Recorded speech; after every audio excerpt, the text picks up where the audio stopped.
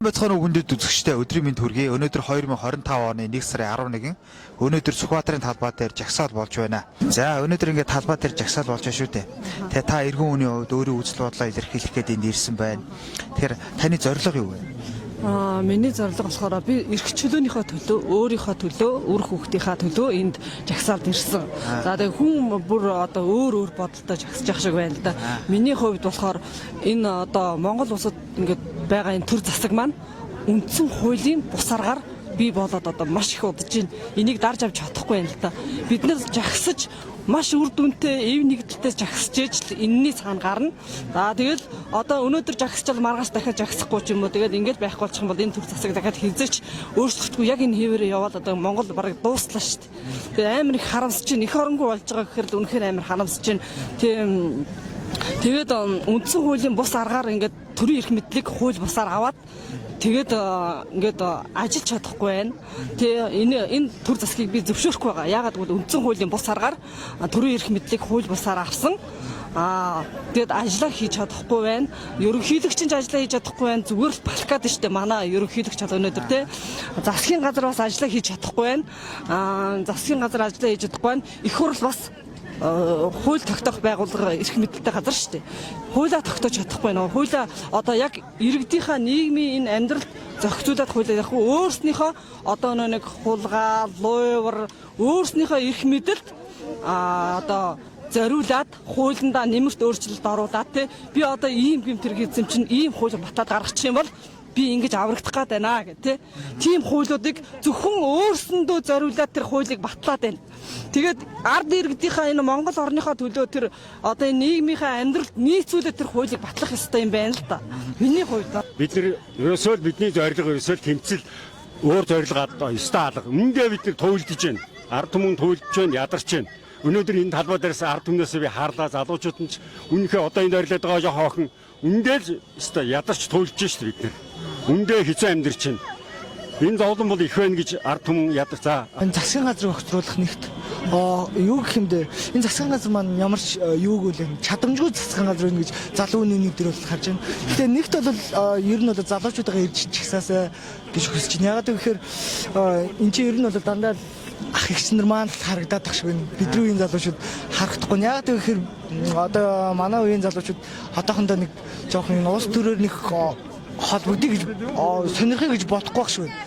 Ягаад гэвэл энэ уус төрийн чинь юу гэмдэ сонирхолтой байх талаас нь энэ хүмүүс чинь одоо инфлюенсер байдаг юм те тиймэрхүү хүмүүсээс нь ингээд юу яагаад байгаа юм болов гэж бодоод миний нүдээр хараад байгаа байхгүй сонирхол төрүүлэхгүй юм шиг тэр талаас нь харуулдаг юм болов гэж бодоод байна.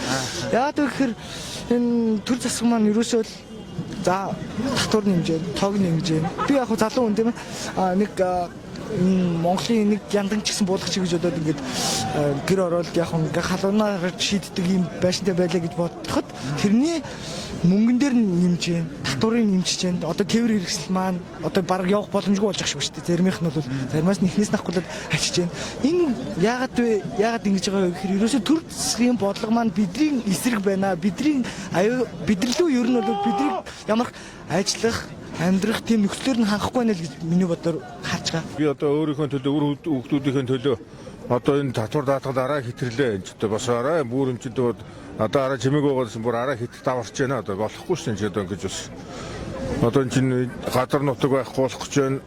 Одоо татвар даатгад машин тэрэгний татвар даатгад амар өндөрний болгочлоо энэ ч одоо тэгээ монголчуудыг бүр сөхрүүлэх тал дээр энэ болгоод байх юм шүү дээ.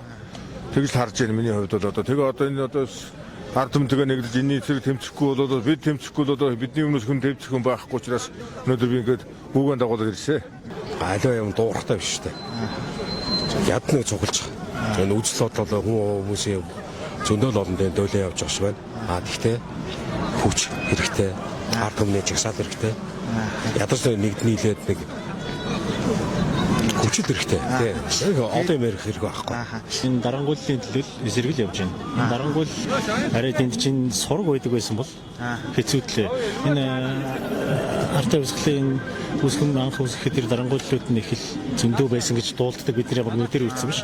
Одоо яг тэр түүхэл давтагдж гэнэ үү гэж ойлгож байгаа.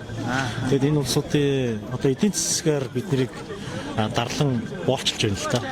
Би тэгж л харж байгаа. Энэ татвар болон даатгал одоо бусад хүнсний барааны одоо нэмэгдлүүд бүхэл юм байна шүү дээ. Тийм ээ, хүний амьдрал баян болохоор нэг бол монголчууд яах юм бэ одоо газраасаа тасал зарах юм арайч дээ. Ийм л шатанд хүргээд байна шүү дээ. Тэнгүүтээ имжлүүлийгээд очихоор эрүүл мэндийн даатгал нь хос. Тэтгэр аваагээд очихоор тэтгэврийн данс нь хос нийгмийн даатгалын данс. Одоо ийм байхад тэгсэн мөртлөө бид нар одоо юугаа харж юундаа баясаж юм байх юм. Тэгэхээр бид хэд одоо энд жагсгал хэрэгтэй амьдралынхаа төлөө бид нар хүүхдүүдэд юу үлдээх юм. Нэг уулуурхаа хот хайцаа хэдэн хоосон газар нөгөө бол таллаад өгсөн өмчлүүлсэн гадаад өмчлүүлсэн хэдэн тар утсан хашаатай бэлтгэн шүү дээ. Байгаль дэлхийн баялаг бол ард түмний өмчөрөнг байдаг. Одоо та бидний өмчөрөнг бидний одоо үр хүүхэд ирээдүйн болсон үр хүүхдүүдийн өмчөрөнг байдаг. За байгалийн баялагийг гадаад ихэнд хэдэн тэрбумаар нь зарж идчихээд ард түмнөө илгээр нь бэлтгүүлж байна. Өнөөдөр ард түмэн яаж ийм өрийн дарамтанд орж байна. За төчгүүрийн зээл, банкны зээл,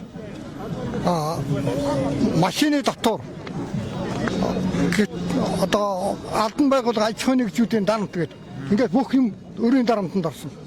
Би өнөөдөр 550 мянган төгрөгийн тэтгэвртэй байхад би өнөөдөр өвчин зовлон болоод зээл авцсан. Одоо тэтгэвргүй сууж байна. Одоо төлөх төлсгүй идэх хоолгүй сууж байна. Ингээд одоо машины татвар гэхэд 700 мянган төгрөг нэхэж байна. Ингээд одоо би хувь хүн зүгээр жирийн нэг ядарсан тэтгэврийн өгөн 700 мянган төгрөгийн өрийн дарамтанд ороод байж байна. Ингээд албан байгууллага аж ахуйн нэгжүүд одоо хэдэн тэр саяар нь хэдэн тэрбумаар нь одоо өрийн дарамтанд оруулаад байж байна. Яагаад гэх юм бол бас энэ миний хувьд гэх юм бол төрийн бас данхар тогтолцоо бас хэтэрхий том байна. Хэтэрхий олон төрлийн албан хаагчтай байна. Энд чинь өөрөө манай монголчин социализмын улс биш, ардчилсан улс. Тэгээд дээр бид 50 жагсаал хийж байна те. Тийм болохоор энэ төрийн албан хаагч маш олон албан хаагч. Энийг тэжээгийн тулд одоо манай төсвийн одоо юу хөрөлцөхгүй байна. Дээрэс нь одоо жижиг дунд үйлдвэрлэлч гэдэг юм уу те.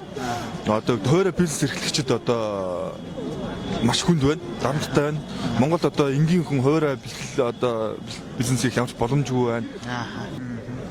Тий. Тэгэхээр бас залуучууд хэлж яана л та. Уг нь бол бид нар бүгдээрээ сайн талбай дээр цуглах хэрэгтэй байсан юм аа. Бас хангалттай сайн цуглаж чадахгүй байна. Чадаагүй байна. Тэгэхээр яг юмыг нэг хоёр талаас нь ярьдаг шээ. Нэг нь ингээд жагсаа гэхэд нөгөөх нь үгүй гэдэг те. Нэг иймэрхүү байр суурь зөндөө явсан байна гэдээ тань. Энд дээр та санал нэгж байна.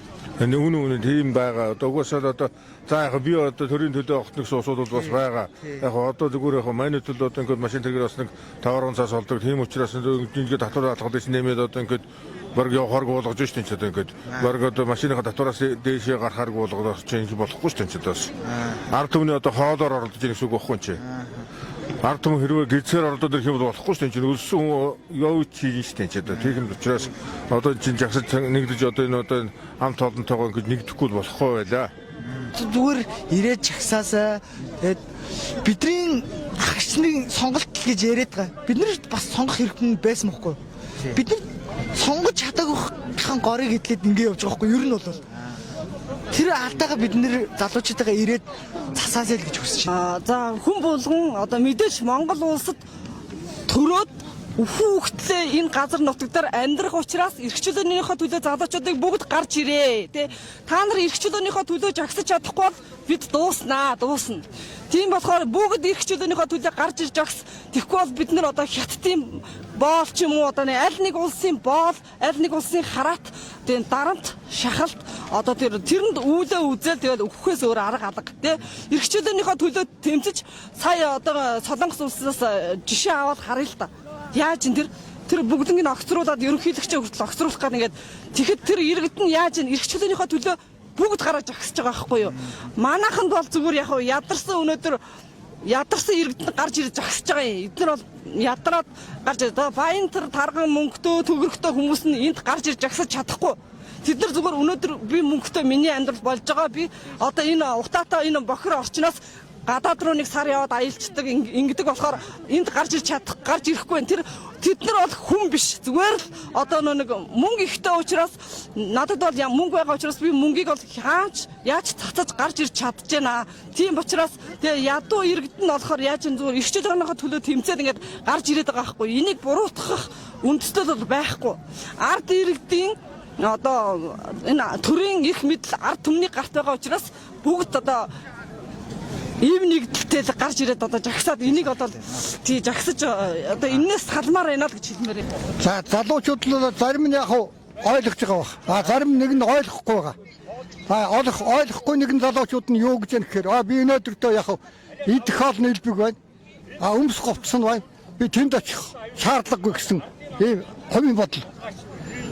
Ухамсартай залуучууд нь бол би эх орноо хамгаалъя, ард түмнээ хамгаалъя, газар нутгаа хамгаалъя, өөрийнхөө амь амжиргааг дээшлүүлэх гэсэн ийм ухамсартай залуучууд бол энд ирж байгаа. Одоо хүүтэндээ биш яах вэ? Хүмүүс амиа хичээсэн арчаагүй дээ л ирчихгүй байгаа. Тэрнээс бол нэг хүүтэнд яад өмс хоцсгүй учраас нүцгэн чээс энд ирээд зогсолт маргааш чи дулаан байна шүү дээ. Ерөөсөө энэс бол айгадаа жижирээд байх юм байхгүй. Хинээс санаа зовх юм. Надад сайд их хурлын гишүүн танил зөндөө л байна. Гэхдээ тэд нар байлаа гэд над миний амьдрал хайчих юм. Дээшлэхгүй. Тэгэхээр тийм болохоор чи үр хөвгтдээ зөв амьдрал үлдээхийн тулд та өнөөдөр зөв юм дээр зогсоол гэж л. Хэсэг бүлэг намчид болон тэр хэсэг бүлэг нөхдүүдийн амаар битгий жагс хэрэн жагсдаг тийм гэж эзэж байхгүй. Би бол энэ дарангуул энэ эдийн засгийн дарангууллыг л дэвчгээ байлаа. Би өлсөөдөө тийм зарчмаар л хэлж. Сая асуугаад байгаа тэр юу аашаа өчтөр бол энэ засгийн газрынхан яваа хийцэн л дээ. Ухуулга хийцэн байхгүй тэр C1 минь баахан телевизээр хамтраад яста халаад өгөх гэж байгаа мундаг юм хийх гэж байгаа. Та нар 50 бай хөөзөн сайд нөгөө нэг бүхэн дуудаад байгаа 700 мянган жолоочоо хариуцлагын даатгал маатгаж байхгүй болсон шүү дээ. Тэр ярьсангууд яг тэгтээ бас ард түмэн цугласан байна. Бухимдж ард түмэн. Тэгтээ энд хамгийн гол буруутан бол засгийн газар. Тэгтээ энэ ардын намыг хамгийн буруутай энэ бие бинийгээ өмөрч хуйлдагсад гэж би ардын намыг маш их буруутгаж байгаа. Энэ бол одоо хуулиар татан богдох хэрэгтэй. Зүгээр засгийн газар бол захын жишээн дээр огцрох нь зөв. Энэ бол ажиллаж чадахгүй байна. Хэрвээ ардын намтай барьцах гэж байгаа бол арчсан нам бус намуудыг шин бүгдийг татан буулгах хэрэгтэй. Тэгж байгаа шинэ гараанаас эхлэхий монголчууд одоо агийн болгон бид нар энэ нэг нам төрийн бус байгууллага энэ төр гэж одоо талцаж хуваагдах. Одоо монголчууд болий. Хэрүүлээ болоод бүгдээрээ нэгдээд энэ намууд бүгдийг татан буулгах. Тэгээ шинэ үйлмэлээр гаргадаг юм яа. Тэгээд нэг л хөдлөхгүй бидний мөнхийн хэрүүл ингээл мөнхийн дарлал дор байгаад их юм байна. За баярлалаа. Тэгээд ард түмэндээ бидний ард түмэн шударгын төлөө тэмцэлж чадах нь бид ялнаа. Хамгийн гол нь шударгын талд байх хэрэгтэй. Бид нар хэнийг ч тэр намч байсан ямар ч хүчтэй нам байсан тэр хулгайч бол хулгайч. Тэрийг хуулийн дагуу бид нар ард түмэн хуулийг дээдлж хуулийн дор амьдарч байна. Энэ хулгайчд болохоор яаж ийн хуулийн дээр гიშгэж амьдарч байна. Бид нар залуу үедээ ийм хөвлөрдөрөөр үзүүлж болмооргүй байна. Сая шинэ жилээр яасан бэл дээ. Мөнгө үдчээр ямар олон улсууд энэ дээр хөгжим байж байсан. Тэгэхдээ энэс илүү тийм асуудлыг асуух ёстой. Нэг хайртай улс төр ярмаар гэнэ. Зүгээр олоодоо ойлгочтой гэж хүмүүс яриад идэг юм билээ. Тэгээ зүгээр л энд л ирч. Зүгээр нэг хүн ч гэсэн үзэл бодлохоо төлөө өөрийн тийм санаа сэтгэлийнхаа хойд ирээл зогсож олоолаа амар хүчтэй шүү дээ. Угаас энэ асуудыг шийдэж болно. Нэг тийм асуудал байхгүй. Баярлалаа үзэгчдээ. Тэгээ тод мэдээ манай одоо сурвалжлах баг өнөөдөр 11-ний өдөр Сүхбаатарын талбай дээр ажиллаа. Тэгэхээр Сүхбаатарын талбай дээр ямар ч байсан хүмүүс цуглаж үзэл бодлоо илэрхийлж байна. Баярлалаа та бүхэнд.